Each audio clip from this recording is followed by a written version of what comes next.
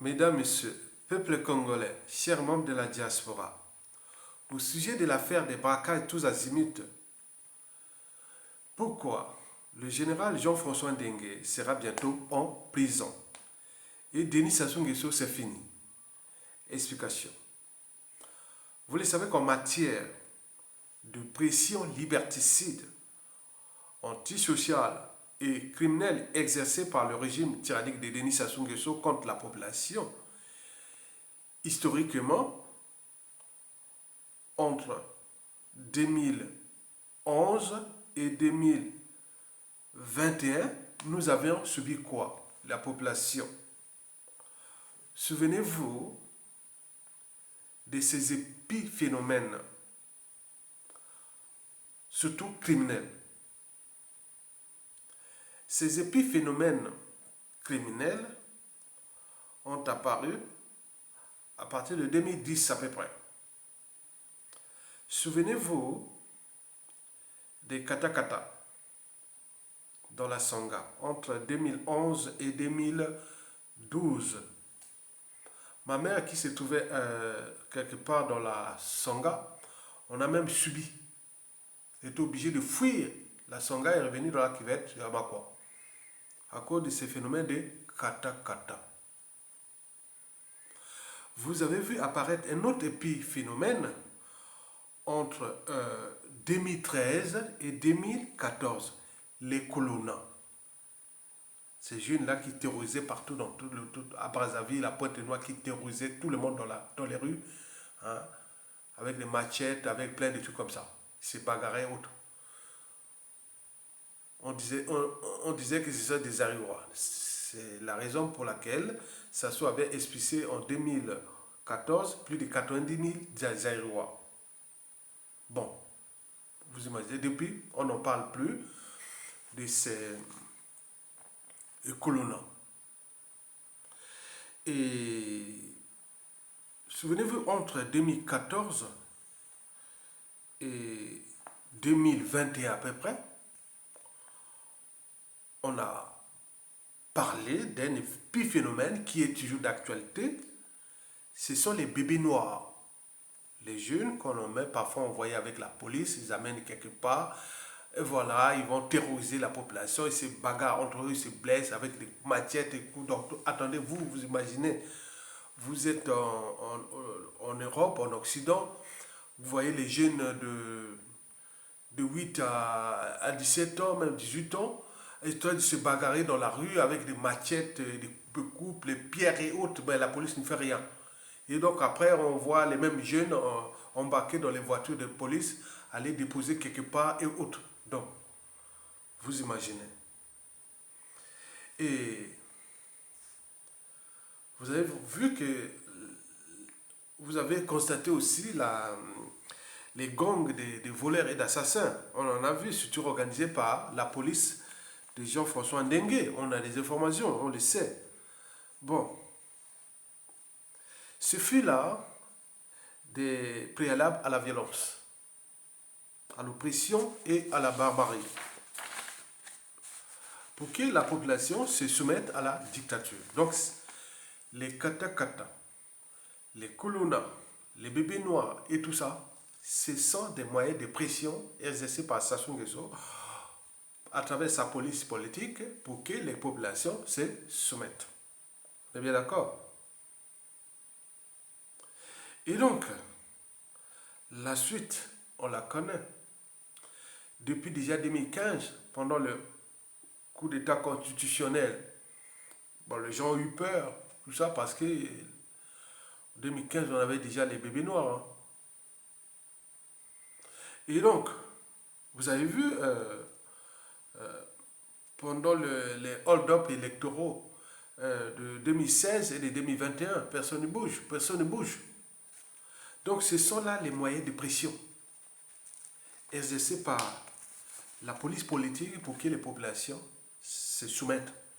La violence, l'oppression, la barbarie, les crimes sont des préalables à la conservation de la tyrannie. Donc c'est la conservation du chaos, hein, ou de la terreur et de tout ça pour que les gens restent dans leurs émotions pour ne pas qu'ils puissent réfléchir, se structurer, s'organiser et d'agir. Donc vous avez déjà les églises de réveil, vous avez déjà les veillées mortuaires, vous avez les manques de conditions de vie dignes et autres. Les populations meurent comme des mouches. Et donc là, ça crée des émotions et dans les émotions, personne ne va réfléchir. On est d'accord? Donc ça fait partie des moyens de pression. Cependant, cette année, et en particulier, au cours de ces dernières semaines, nous avions constaté l'avènement d'un épiphénomène ou de phénomène qu'on appelle de braquage tous azimuts.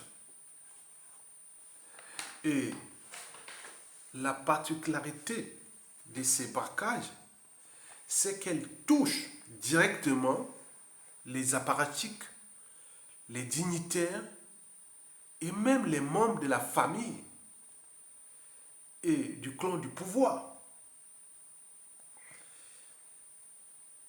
C'est bizarre, hein? Historiquement, vous attaquez que la population par-ci par-là. Maintenant là, il y a un phénomène là qui maintenant c'est au niveau des familles du dictateur, des dignitaires et autres. Alors qu'ils sont sécurisés. Vous n'allez pas rentrer dans la famille ou dans la maison des membres du clan, du dictateur, des dignitaires, comme ça, comme on rentre dans un moulin.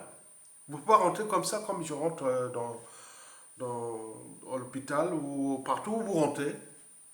Non, c'est sécurisé. Mais pourquoi ces gens-là rentrent comme dans un moulin? Donc là, il y a bien là des problèmes qu'il faut bien analyser en profondeur. Je vous rappelle que historiquement, le régime exerçait des pressions criminelles contre la population. Ça, c'est depuis déjà le coup d'État, jusqu'à nos jours. Il a damné l'âme des Congolais à cause de cette violence gratuite, de ces crimes gratuits et autres, qui n'ont pas été jugés parce que ça soit l'homme de la France-Afrique. Denis Sassou Nguesso, le dictateur criminel encore en activité, parce que le capital décès de Denis Sassou Nguesso, c'est crime contre l'humanité. Avoisé déjà les millions de morts, il est là encore là. La France le protège pour ne pas que, voilà, ce que je vais vous expliquer. Et donc, là, bizarrement, il y a eu des braquages au sein des clans. Donc, quelque part, nous voyons là la désintégration du système tyrannique de l'intérieur. Eh bien oui. Explication. En fait, le système Denis Sassou Nguesso, à l'échelle intérieure, parce qu'il faut... Le système Sassou Nguesso a en fait trois piliers. Il y a le pilier extérieur qui est France-Afrique. On est bien d'accord? Et deux piliers intérieurs. Et ces deux piliers intérieurs sont entretenus, structurés, organisés et managés par des individus. Il y a Jean-Dominique Okemba pour le Conseil national de sécurité, c'est-à-dire on appelle les services secrets. Donc la plupart des empoisonnements de ceux qui ont aidé à accompagner Sassou Nguesso, qui étaient devenus des témoins généraux, ont été tous éliminés par ces canaux-là, des patrons des services secrets. Jean-Dominique Okemba. Parce que quand tu tues, le ciel ne tombera jamais, comme l'a dit lui-même. Mais il y a aussi la police politique. De l'autre côté, là où il y a la brutalité, les crimes, c'est ce qu'on appelle, celui qu'on appelle Jean-François Ndengue. Donc ce sont ces deux piliers-là qui tiennent le régime Sassou Nguesso. Le renseignement et les assassinats par empoisonnement. Et de l'autre côté, la violence vraiment brute et gratuite. Même maître Brice Zamba, qui m'a appelé ce matin vers 7h40, et on a parlé même de ça, on a dit, oh tiens, mais c'est pas possible, la violence, voilà.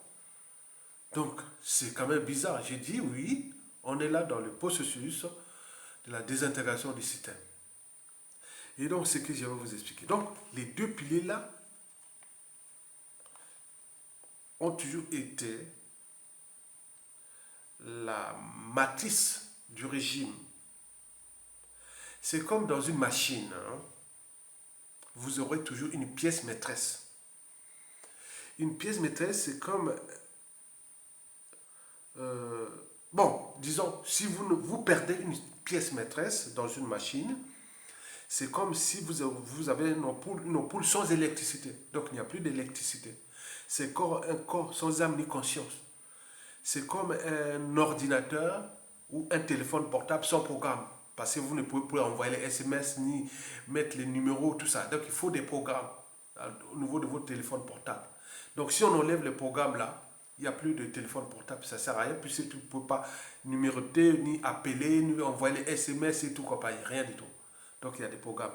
C'est comme un bateau sans capitaine ou ni gouvernail. Donc le pilier intérieur aujourd'hui de Denis Sassou Nguesso, ça tient de deux individus qui sont des frères samois.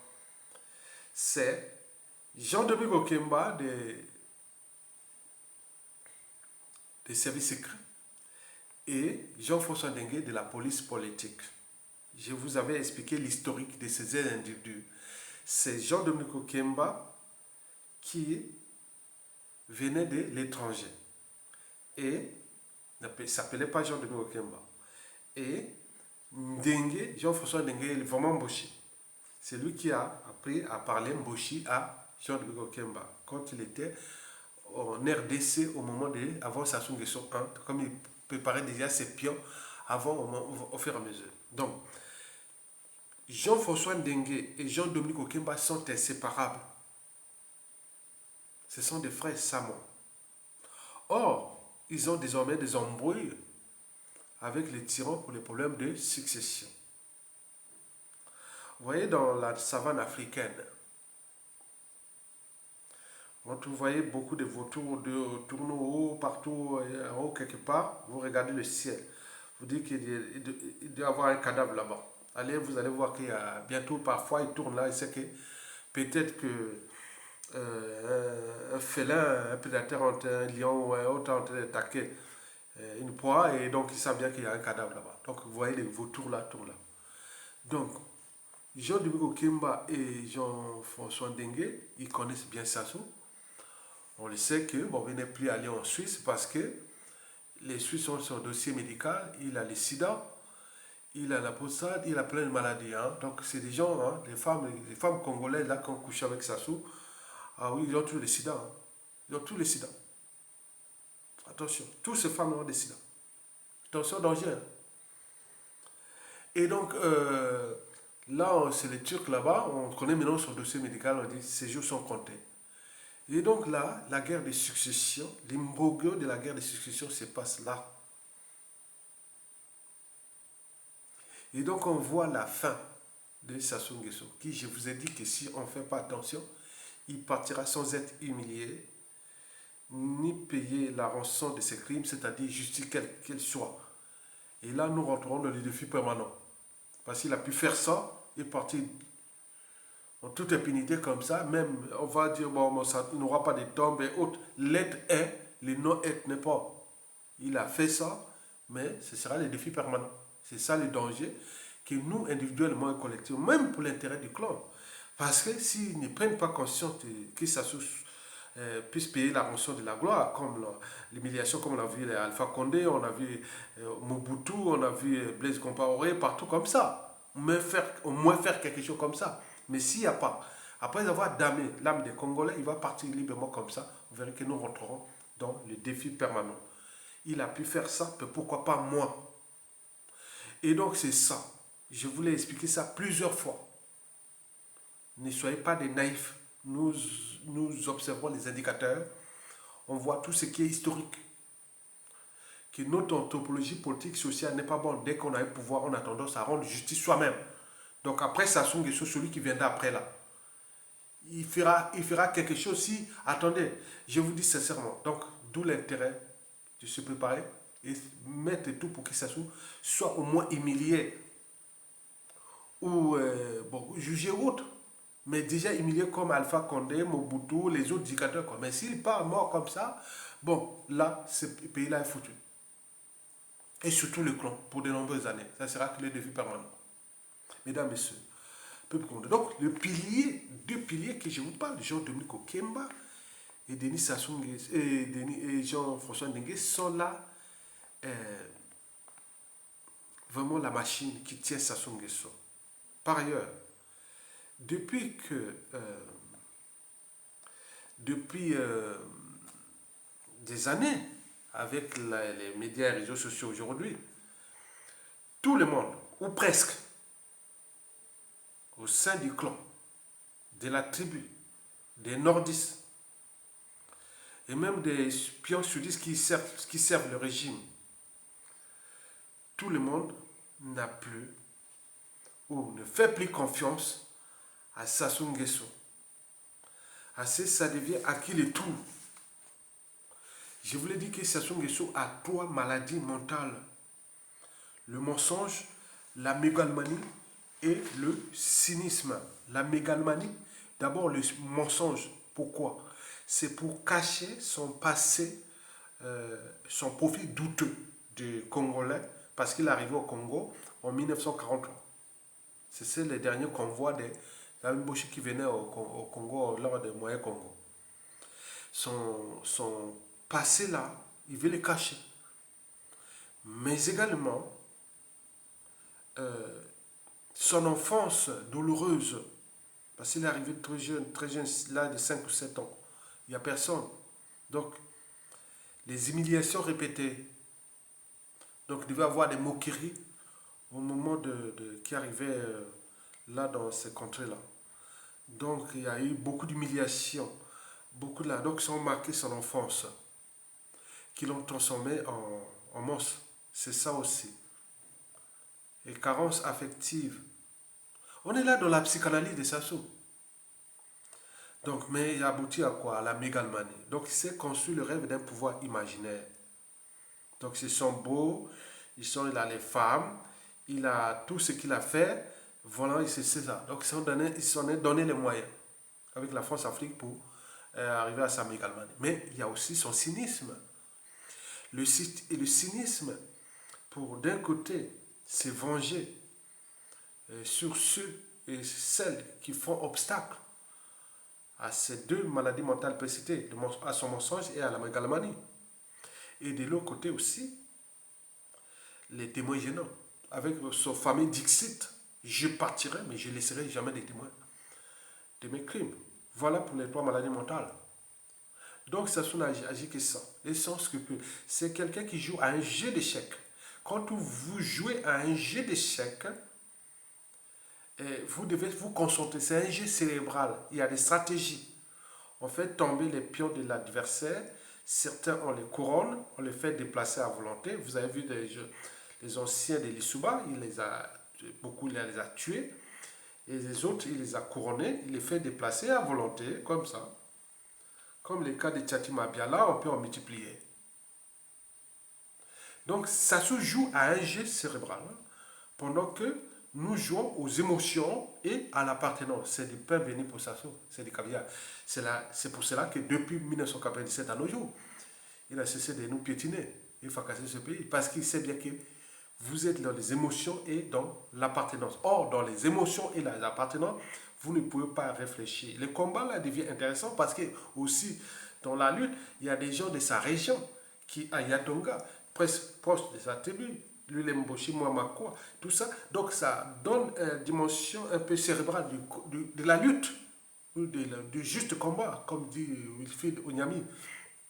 Donc on laisse les émotions à côté, mais on réfléchit. Parce que si vous perdez d'un œil, ça se vous fracasse. Ça, c'est sans scrupule. Donc, pour ces 3 maladies mentales-là, tout ce monde-là, ils savent maintenant. C'est ça, à qui le tour. Sachant que sa santé n'est pas bonne, à tout instant il peut partir. Donc le clan en apparence est serein, mais en aparté il est divisé. Donc il y a ceux qui pensent déjà à la succession, de gré à gré, ou par la dynastie, et où donc tout se chamboule là-bas. Parce que pour eux, ils ont fait tellement du mal dans ce pays, ils savent que l'après peut être problématique. Mais il y a quelques rares individus dans le clan qui, qui ont au moins un cerveau, une âme et une conscience, que c'est dire que le pays là, c'est un bien commun. On l'a eu dans les conditions dont on connaît, du coup d'État 1997, avec plus de 30 000 morts déjà au coup d'État, puis les opérations Mouebara, plus de 400 000 morts. Et donc là, donc le pays, donc le mal est profond. Donc on ne va pas parler comme ça. Donc il sait bien qu'il peut pas, il faut aller du côté de la volonté générale, qui n'est autre que la volonté de la résistance, la volonté des engagés, la volonté de nous qui luttons pour que l'éducateur passe. Donc au sein du clan, il y a des gens qui commencent à voir que je ne peux pas partir du pays en courant. Parce que quand tout a changé, tout a changé. Ok? Donc, ça, dans le clan, le climat de méfiance et de défiance est tel que, voilà. Donc, vous savez que dans les relations sociales, politiques ou diplomatiques ou tout compagnie, il y a trois mots-clés. Confiance. La confiance crée des liens. Mais la confiance ne se décrète pas. Elle se construit au gré des épreuves. Mais quand on n'a plus confiance à quelqu'un, et surtout quand elle devient, on n'a plus confiance et que de tout temps les choses ne marchent plus, on rentre dans la méfiance. La méfiance dessert les liens. Et une fois que vous êtes en méfiance et en méfiance entre vous, mais si elle devient aussi répétitive, alors on rentre dans la défiance. La défiance, c'est l'évitement. Il y a des gens qui ont non, non, merci, je ne veux pas voir. Non, merci. Ok? Donc ça, ce sont des relations sociales. Maintenant, à l'échelle de la dictature, donc tout le monde s'est dit, ah tiens, depuis les affaires de Avuku, Adoua, Motando, Tchourou, le Kunju, Dabira, on peut en multiplier, tout ça, ils sont tous passés, ils ont tous tué. Hein. Et donc là, on voit ce qu'il a fait au Nyangé, il a fait à Mokoko, il a fait à Guy Parfait Kolela, il a fait à tout ce monde-là, il n'y a pas d'appartenance euh, dans les crimes de Sassou Nguesso. C'est nous qui donnons l'appartenance. Non, lui, il ne voit pas ça comme ça. Il voit un individu, c'est un témoin gênant, ou un obstacle, ou quelque chose comme ça, il est neutralise, sans scrupule. Et vous passez votre temps à ajouter les émotions, l'appartenance, vous perdez votre temps. Donc, dans ces cas, il faut rester concentré, scientifique. Tu ne peux pas faire une équation voilà, en trigonométrie, les limites, ou voilà, tout ça, en mathématiques, en algèbre, tout compagnie. Il ne faut pas faire une équation dans les émotions. Tu peux pas. Non, il faut réfléchir. Il faut réfléchir. Et donc, là, tout le monde se rend compte que, à qui les tours. Mais en même temps, comme ils sont tous mouillés dans les vols, les crimes et autres, donc ils sont tous dans l'entonnoir. Donc là, Denis Sassou Nguesso et son fils qui cherche à succéder à son papa, les gens de Mugo Kimba, les gens François Ndengue, ils sont tous entrés dans l'entonnoir. Ils sont tous dans l'entonnoir. Et donc là, ils se disent, ah tiens, bon, comment... bon, ils sont dans l'entonnoir. Hein? Donc, est-ce que la France-Afrique va nous aider? Mais la France-Afrique, là, elle ne se motive pas. Mais on a aussi ces crimes-là. Mais là, entre nous aussi, donc, il y a beaucoup d'embrouilles là dans ce clan-là, en ce moment-là. Et donc, et ils savent bien que le peuple, la population ne veut plus de ce clan. Ne veut plus de ce clan-là. Même quand on parle de Mboshi, non, on n'en veut plus. Mais certains Mboshi, même du clan, l'ont compris. Laissons le temps au temps. On peut perdre le pouvoir peut-être demain dans 10, 30, 40, 50 ans, 80 ans, on peut y revenir, il n'y a pas de problème. Mais il y a d'autres qui disent non, on a trop fait du mal, donc là. Donc tous ces sont en train de se bouffer entre eux. Comme je leur ai dit que ils vont se bouffer entre eux. Et donc, voilà ce qui se passe en ce moment. Bon, il y a d'un côté le clan des frères Samoa, Jean-Dominique Okemba et Jean-François Dengue, qui pour eux, tout sauf Denis Kissé Sassou Nguesso. Et de l'autre côté, Sassou Nguesso, tout sauf Jean-Dominique Okemba et Jean-François Dengue. Donc là, entre eux là,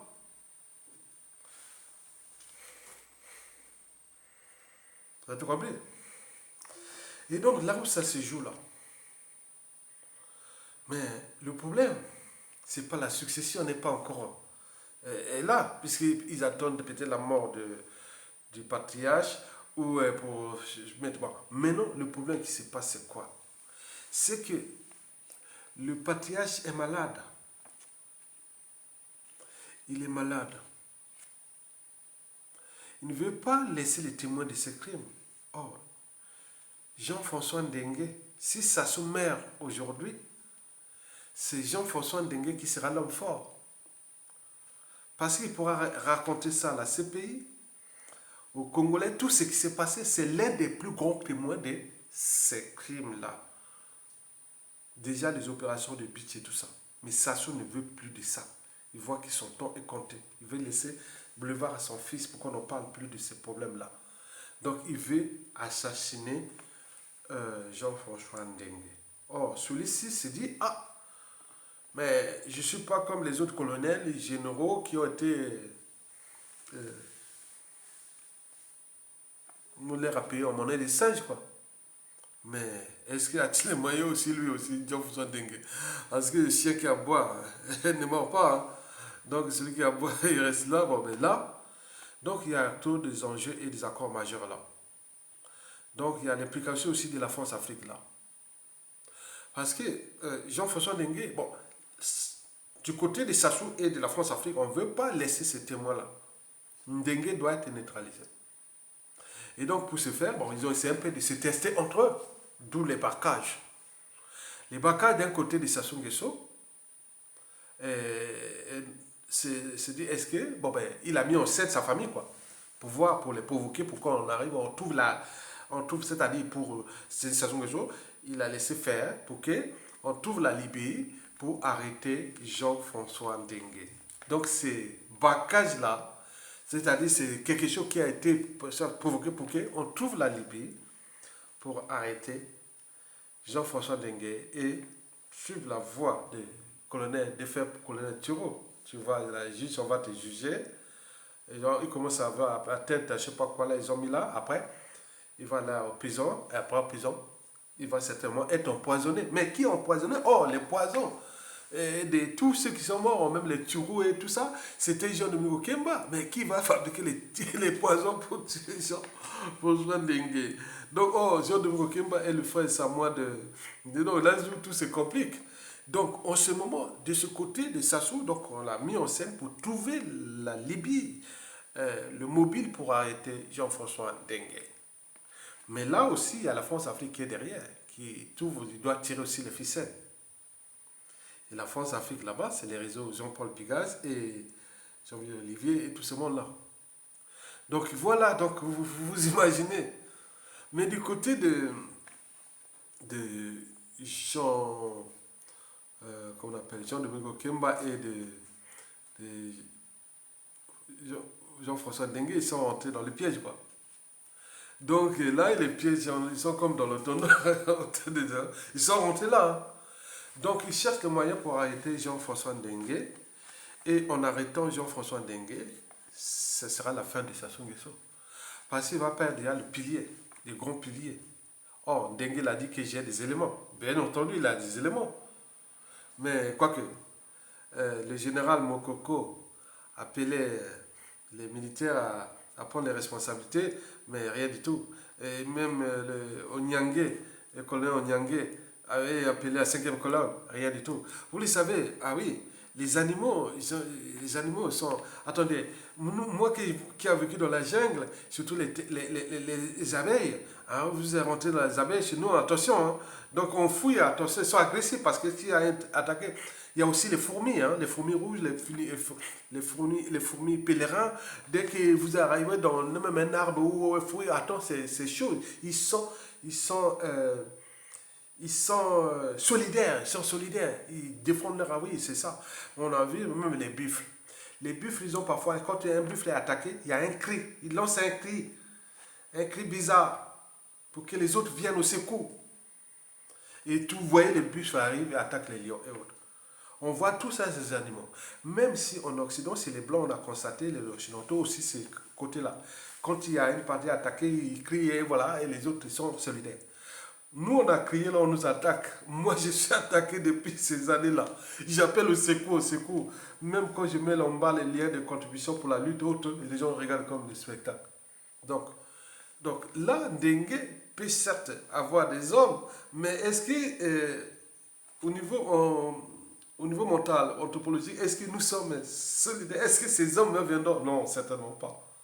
Donc il va être arrêté comme l'a arrêté Mokoko, comme arrêté Okomi Salsa, comme arrêté tout le monde là comme ça. Et ils sont là comme des spectateurs, parce qu'ils ne sont pas comme des buffles.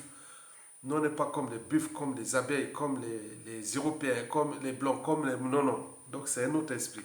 Donc il va les capter, voilà. Après, les gens de Mokokemba, les gens faisant dengue, combien d'autres victimes? Donc nous sommes en train de suivre quelque chose qui est en train de se désintégrer de l'intérieur. Donc Sassou cherche les mécanismes, donc il a mis ces scénarios de braquage là pour provoquer Jean-Dominique Okemba et Jean-François Dengue afin de les foutre un en prison. Mais en foutant un en prison, il risque de désintégrer le système. Mais de l'autre côté, les braquages de Jean-François Dengue, c'était aussi pour tester la réaction de Sassou Nguesso et de son fils. Donc là, on est dans des tests. Hein? Mais je suis convaincu que c'est Sassou qui va gagner contre Jean-François Dengue. Parce que lui, il a les réflexes d'assassin. Il a des réflexes innés. Vous avez en fait deux réflexes dans notre cerveau. Il y a des réflexes innés. Ils sont, voilà, comme les petites bêtes, et quand ils naissent, bon, ils sont déjà autonomes. Ils sont déjà autonomes. Hein? Mais nous, il faut apprendre. Donc Jean-François Dengue a appris le crime. Il n'était pas criminel. Il a pris ça après. Il y a eu quelqu'un qui l'a entraîné au crime, Sassou Nguesso. Mais a-t-il les réflexes de prendre des décisions, de les neutraliser? Certainement pas. Or, Sassou a des réflexes innés. Comme on voit... attends, moi j'ai subi moi-même en 1974, quand... donc, 72, en 1972. C'était tout petit. Je venais, on venait à peine arriver de Brazzaville. Je venais de Brazzaville, puis je venais à Brazzaville, on arrivait au village. Une panthère attaquait le chien de mon grand-père, à 40 km de l'équateur. Voilà, à 29 là. Oh! Ngoué. Nous on appelle ça là-bas, panthère Ngoué. Bon, le chien s'appelait Ngaï Moko, moi-même. Et donc, moi, j'ai dit, ah, donc les réflexes. Donc, j'en ai vu plein de trucs comme ça. Donc, c'est inné, c'est où? Donc, il joue là. Donc, ça se va certainement neutraliser Jean-François Dengue, soit de quoi le foutre en prison. S'il ne le fait pas, c'est que c'était lâche, donc il a peur de perdre le pouvoir avant. Voilà. Donc, ça, c'est des signes là. Donc, le processus de la chute de Sassou Nguesso se joue dans la désintégration de ce système à l'intérieur entre deux piliers qui sont nécessaires, indispensables pour lui, c'est-à-dire le pilier Jean-François Dengue et Jean-Dominique Okemba. Et là, c'est pour des raisons déjà de la succession, parce qu'il ne veut pas laisser des témoins de ces crimes. Or, Jean-François Dengue est le témoin gênant, il pourra témoigner tout ça. Or, la France-Afrique et Denis Sassou Nguesso ne veulent pas laisser de témoins. Et donc, Jean-François Dengue risque d'être neutralisé par Sassou Nguesso et la France-Afrique par ses canaux. Donc, on voit là dans un système qui va s'éclater. Donc, c'est affaire à suivre. Et donc, nous disons ça. Bon, je vous laisserai le lien pour ceux qui veulent participer à la lutte en bas. Mais je vous dis que bon, dans les prochains jours, le journaliste Jean, qu'on appelle Christian Perrin va organiser une tribune avec un compatriote, un patriote, un frère zaïrois qui me suit, qui est vraiment actif et qui est basé en Angleterre, à Londres, et qui va faire une émission sur les risques positifs et les risques négatifs. Les risques positifs, ce sont des opportunités. Or, les risques négatifs sont des traites. Or, Sassou agit sur ces deux piliers-là. Donc, il va vous expliquer ça. J'ai trouvé ça intéressant. Donc, j'ai mis le lien. On s'est appelé d'abord avec le monsieur là par Messenger. Après, je vais passer chez Christian et je lui ai fait la proposition. Il a dit qu'il est d'accord. Donc, il va organiser une émission sur ça. Donc, à suivre dans les prochains jours avec ses frères zaïrois là, qui va expliquer beaucoup de choses qu'il a appris parce que le monde que nous subissons ou que nous vivons est un processus de notre pensée. Il ne peut être modifié sans repenser nos modes de pensée. Donc les paradigmes. Donc il faut changer les modes de pensée. Donc il faut nourrir les débats pour réfléchir. Et trouver, et se dire que nous sommes là à la croisée des chemins. Ça se va tomber. Mais ce n'est pas qu'il va tomber. Il va tomber. De toute façon, toute dictature a durée de vie limitée. Mais le problème, c'est l'après qui devient très problématique au regard déjà de ces contentieux historiques, de ces règlements de comptes et de ces enjeux géostratégiques à l'échelle de notre sous-région du bassin du Congo, d'Afrique centrale, au niveau continental Afrique, au regard de la France-Afrique et de ces bouleversements en cours. Donc, il faut vraiment en tenir compte de ça. Donc, nous voulons des gens qui sont là actifs parce que ça peut partir à tout instant et il y a du travail pour tout le monde. Vous imaginez que ça tombe? Ben oui, comme on a discuté avec un patriote, un Dondo, qui est très intéressant. Hein, il m'a connu à la fac à l'époque. Il m'en parle beaucoup de ça. Il dit ailleurs. On a 5000 personnes à mettre dans les institutions, administrations et au Congo. Hein. J'ai cité les ambassades, les ambassadeurs. Il y aura les nouveaux ambassadeurs, peut-être vous, la diaspora. Les consuls, c'est vous. Hein. Le gouvernement, oui. Au niveau des députations, tout ça, hein, l'Assemblée constituante ou autre, bon, le Haut Conseil de République, tout ça là. Hein. N'oublions pas les administrations, il faut changer tout ça.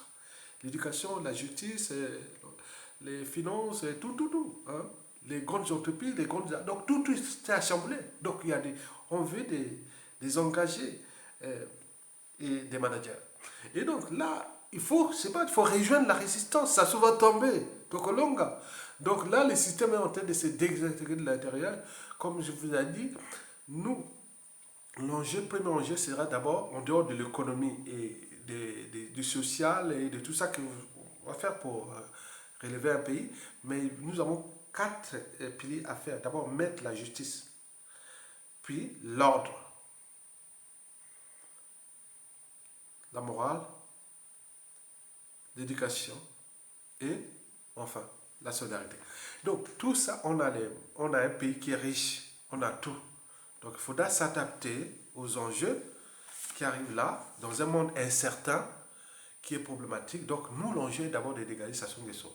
Et dans ces cas, devenez comme des lions. Ils sont ensemble, ils ont la même mission. Devenez comme les buffles quand ils sont attaqués. Donc ne restez pas là comme des spectateurs. Et donc Tokolonga, vivement la libération. À bientôt. Merci beaucoup.